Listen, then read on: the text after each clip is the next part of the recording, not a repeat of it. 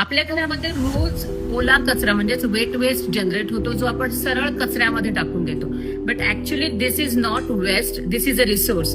ह्याच्यापासून आपण कंपोस्ट खूप इझिली प्रत्येक जण घरी बनवू शकतो. त्याच्यासाठी तुम्हाला असा एक छोटासा बीन घ्यावा लागेल, ज्याला सगळ्या साईडने व्हेंटिलेशन होईल. जर बीन नसेल तर तुम्ही एक प्लास्टिकचा बीन घेऊ शकता, ज्याला होल्स पाडून व्हेंटिलेशन क्रिएट करू शकतात.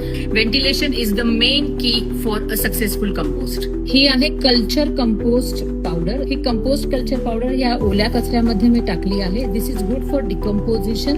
ओल्या कचऱ्यामध्ये मॉइश्चर जास्त असतं, त्यामुळे त्याला बॅलन्स करण्यासाठी त्याच्यामध्ये ड्राय मटेरियल ऍड करावं लागतं. मॉइश्चर नॉर्मली 30 to 35% असल्या पाहिजे.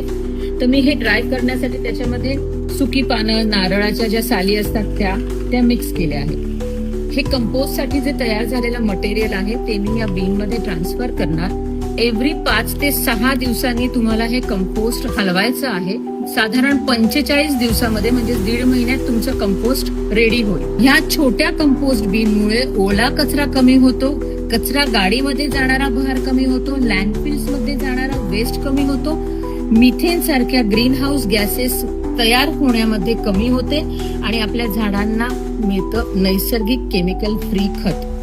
सो वेट वेस्टला कचरा समजू नका, त्याला योग्य दिशा द्या आणि घराघरामध्ये कंपोस्ट करायला सुरुवात करा.